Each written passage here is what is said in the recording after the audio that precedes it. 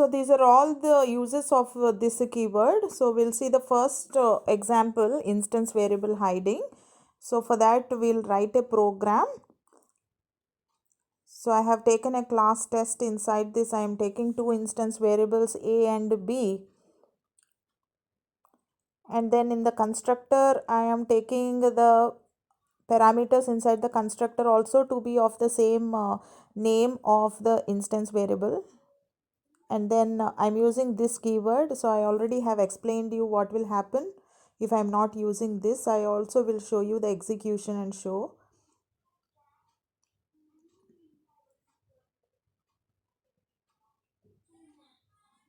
So inside the main method we are trying to call the constructor with two arguments. Okay, so I'm passing 10 and 20 to assign to A and B, and I am trying to print the values of A and B instance variables by saying ob.a and ob.b.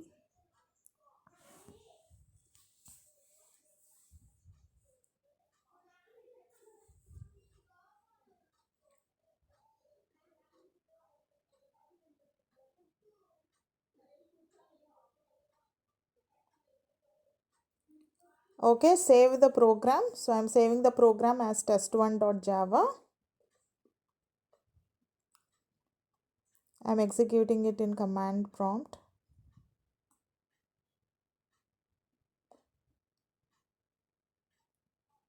So I'm saying javac test1.java. So my program successfully compiled. So I'm executing saying java test1, and you can see the values of A and B. A is 10 and B is 20. So I also will show you what will happen if I'm not using this keyword. So now the instance variables are hidden. So I'll be getting answer as a 0. So I compiled it again because I made changes to the program and I'm executing it. So you can see A is 0 and B is 0. So I hope everybody understood the importance of this keyword over here.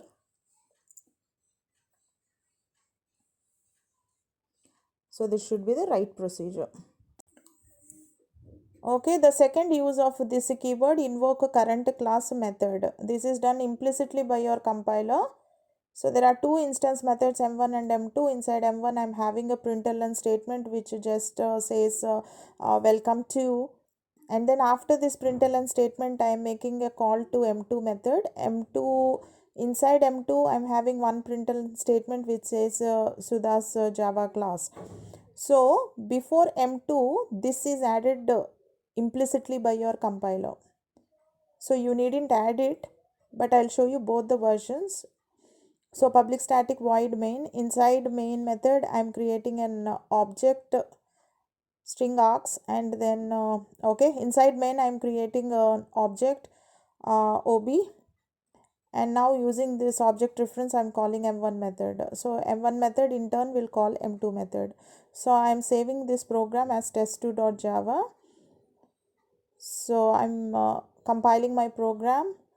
So there are no errors, so I am executing it, java test2. So you can see welcome to Sudha's Java class. Now I'll add this explicitly, so programmer also can add it, but it's not needed because your compiler will automatically add it for you. I'll show you the output. So I'm compiling it again because I made modifications to the program. So now Java, and you can see both the outputs are same. Okay, even if you add it or no, not add. Okay, we'll see the third functionality. So to invoke a current class constructor, so inside the class test3 there are two overloaded constructors. One is no args constructor. So I'm simply writing a println statement in it. So I'm saying no args constructor.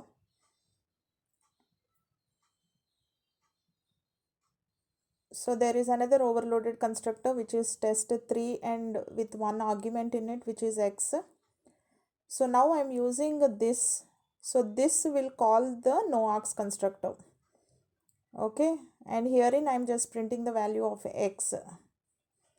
So wherein you can call another constructor from one constructor. Okay, use reusage of the constructor happens with this keyword. So herein I'm calling the constructor with argument, so I'm passing 100 into it. So test3 with one argument will be called.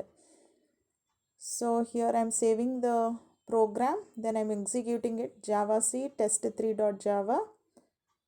So there are no errors, I'm executing it. So what happens, no args constructor and 100 is printed, because from within this test3 we called test3 no args. So I'm making this as the second statement over here, and we'll see what will be the output.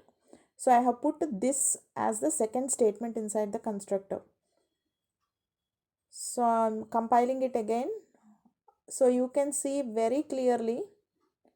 So let me show you that. So you can see it very clearly that this must be the first statement in constructor. So remember this, friends, always this have to be the first statement inside your constructor, else you will get a compiler error. So put it as the first statement.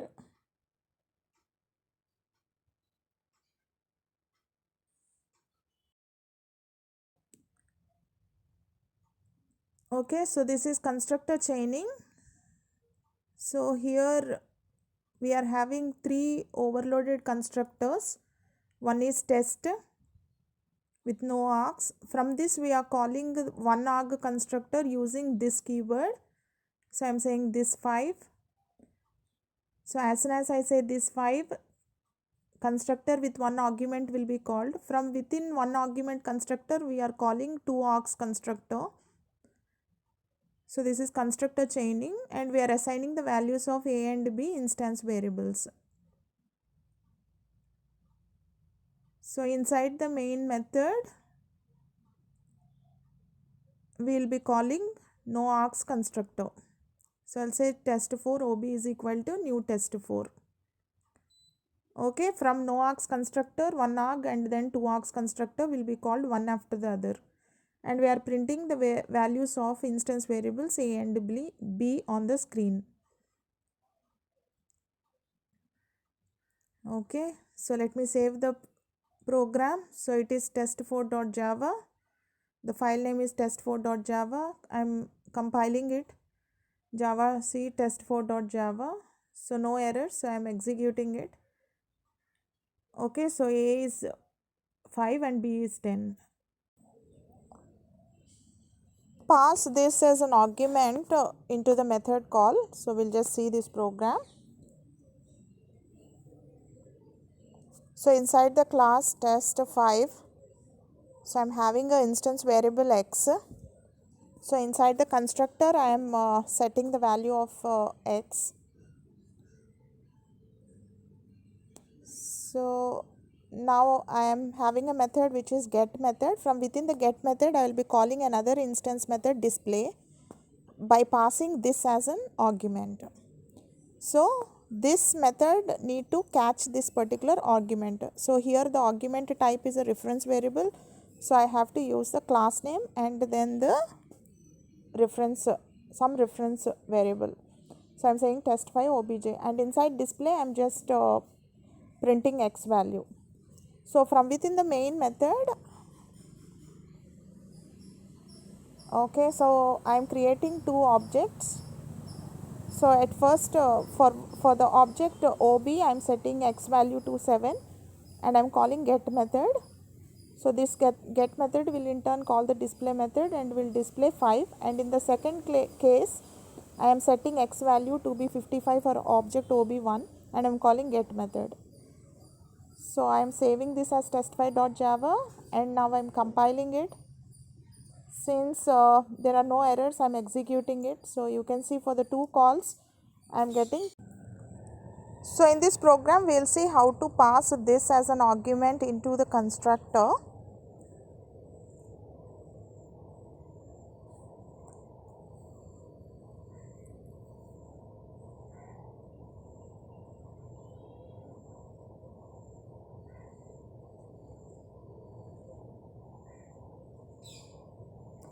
So herein we are calling class B by passing the instance of test6. Okay, we are passing the object reference of one class to another class through the constructor. And the method of class B is accessing the data of test6 class. So that's what we have done over here.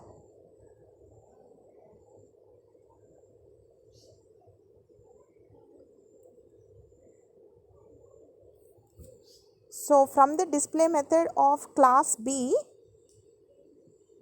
we are displaying the instance variable of test6 class.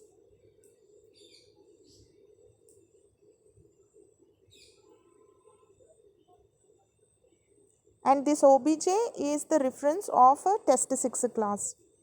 So I am saving it as test6.java. So I am compiling it. No errors. So how to use this as a return type?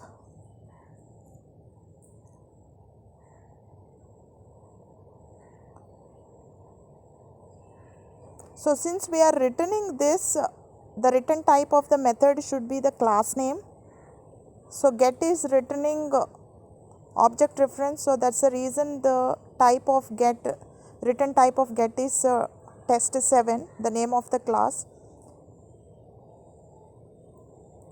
So inside message I am just typing in welcome friends, and from within the main method